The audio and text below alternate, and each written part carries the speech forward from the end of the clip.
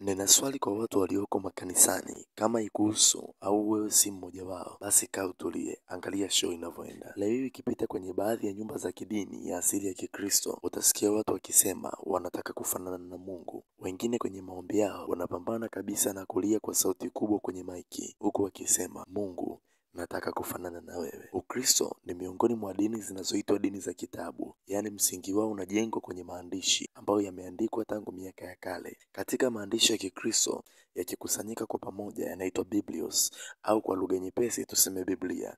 Ndani ya hii Biblia panafasiri kile ambacho kinatakiwa kufuatwa na wafuasi wa dini hiyo. So ukitaka kujua picha Wakristo wanatakiwa waweje au watafanya nini baadaye, soma kitabu chao. Ndani ya hiki kitabu kuna simulizi moja inayojulikana kama vita ya mbinguni. Nikinukuu kitabu cha mwisho kabisa katika maandiko kinaitwa Revelation, yaani Ufunuo. Ukienda kwenye mlango 12 aya ya 7 utaona panaelezewa vita iliyofanyika huko juu mbinguni. Hapajatajwa ni mbingu ya ngapi, lakini panatajwa ilikuwa ni vita. Sosi ya vita hii kwenye ufalme wa mbinguni ni Lucifer.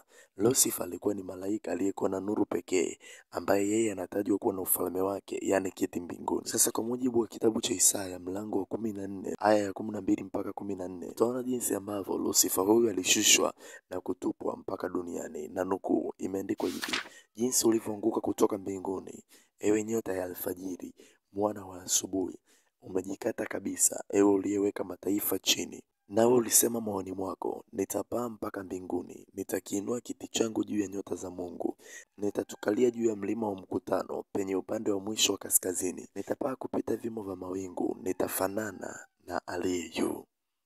Pointi kubwa anasema nitafanana na aliye juu, tena nitainua kiti changu kikae juu ya nyota zake. Sasa hii ndio ikawa sosi ya vita kutokea, kutaka kupinduliwa kwa ufalme wa mbinguni.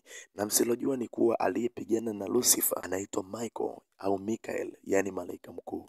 Malaika huyu jina lake linamaanisha nani ni sawa na Mungu. Yani ni kama swali.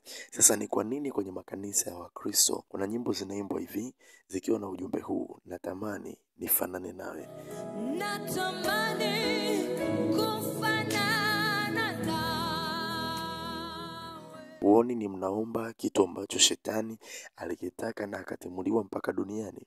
Because hakuna atakayekuwa kama Mungu. Never. Baadhi ya visa administrate kwa kukaririshwa. Fanyeni utafiti, msijekuwa mnaomba makufuru. Funguka akili na unijibu. Na ukirudi katika bustani, shetani alimwambia Hawa ya kuwa wakila watafanana na Mungu. Maana yake nia ya kufanana na Mungu haiko ndani ya mwanadamu kiasili, ilianzishwa na shetani, yani nyoka. Na ghafla mwanadamu akawa automatic anataka kuwa kama Mungu, na hakuweza. Tangu hapo mwanadamu amejijengea falme nyingi, majeshi makubwa, na kutumia nguvu ya teknolojia ili kuhakikisha anakuwa kama Mungu, lakini mpaka sasa haijafanikiwa.